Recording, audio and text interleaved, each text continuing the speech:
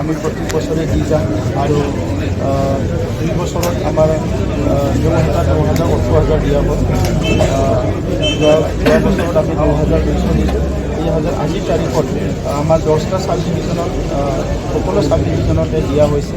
প্ৰতিটো সমষ্টিৰ ল'ৰা ছোৱালীসকলক মাতি পেলাই আৰু কিছুমানক ডেইলি চেক দিয়া হ'ব আৰু বাকীখিনি একাউণ্টত অলৰেডি 2টা বজাত চবৰে একাউণ্টত এই পইচাটো ডিপজিট হৈ যাব।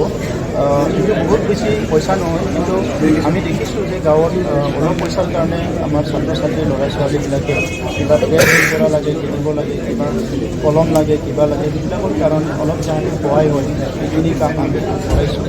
আৰু তেনেকুৱাই আমি আৰু আমাৰ পঞ্চায়তবিলাকে আছে তাতো 9,200 ভেণ্ডৰবিলাক, কোনোবা পিঠা বিক্ৰী কৰা, কোনোবা বজাৰত চব্জি বিক্ৰী কৰা, দুখীয়া আমাৰ পৰিয়ালবিলাকক আমি 5,000 অনুদান দিওঁ, তাতে অলপ যাতে সহায় হয়।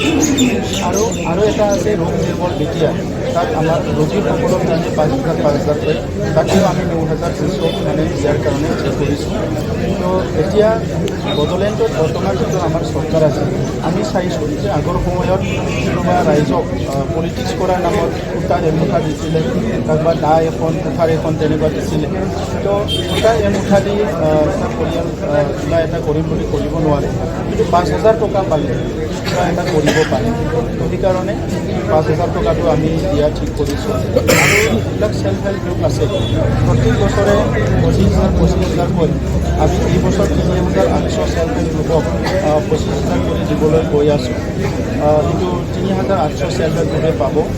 ইয়াৰ লগে লগে আমি যিটো আছে আমাৰ মন্দিৰবিলাক, গাঁৱে গাঁৱে মন্দিৰ আছে, গতিকে আলাৰী বিকাশী বুলি পেলাই তাত মন্দিৰবিলাকক যোগদান কৰি আমি অনুদান দিবলৈ গৈ আছোঁ, য'ত নেকি তেখেতসকলে মন্দিৰবিলাক নিৰ্মাণ কৰিব পাৰিব, থানচালিবিলাক।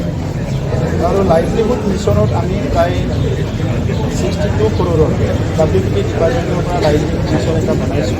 আৰু তাত বিভিন্ন ট্ৰেইনিং, বিভিন্ন স্কিল ট্ৰেইনিং, এগ্ৰ ছেক্টৰত কাম কৰা, হেণ্ডলুমত কাম কৰা, বিভিন্ন ইণ্ডাষ্ট্ৰিয়েল সৰু সুৰা ইণ্ডাষ্ট্ৰি খোলা, তেনেকৈ বিভিন্ন আঁচনি আমি হাতত লৈছোঁ। মূল কথাটো হৈছে যে বড়োলেণ্ডত যি এটা পিচ প্ৰচেছটো আহি গ'ল, এটা ষ্টেবিলিটি আহি গ'ল, এতিয়া অৰ্থনীতি উন্নয়নৰ কাৰণে আমি কিছুমান আঁচনি হাতত ল'বলৈ আৰম্ভ কৰিছোঁ। চ' সেই অৰ্থনীতি উন্নয়নৰ কাৰণে সকলোৱে আজি বিচাৰিছে যে বড়োলেণ্ড অঞ্চলত এটা যিবিলাক আমাৰ দুখীয়া পৰিয়াল আছে তেখেতসকলক উপাৰ্জনৰ কাৰণে, জীৱিকাৰ কাৰণে কিবা নহয় কিবা এটা সহায় পাব লাগে। আৰু আমাৰ চৰকাৰখনে সম্পূৰ্ণ ডেডিকেটেডলি এই বিষয়ত আমি কাম কৰিবলৈ হাতত লৈছোঁ আৰু কাম ইতিমধ্যে আৰম্ভ কৰিছোঁ। মই আশা ৰাখিছোঁ যে এইবিলাক আঁচনিৰ দ্বাৰা ৰাইজৰ বহুতখিনি লাভ হ'ব, কাৰণ আগৰ নিচিনা কৰোৰ টকাৰ সূতা কম্বল ছাপ্লাইবিলাক বন্ধ কৰি এতিয়া ডাইৰেক্ট ৰাইজক তেনেকৈ বেনিফিট দিব পৰা যায়। বেনিফিচিয়াৰী স্কিমবিলাক আমি বঢ়াই দিয়াৰ কাৰণে তেনেকুৱা আঁচনিবিলাক লোৱা হৈছে।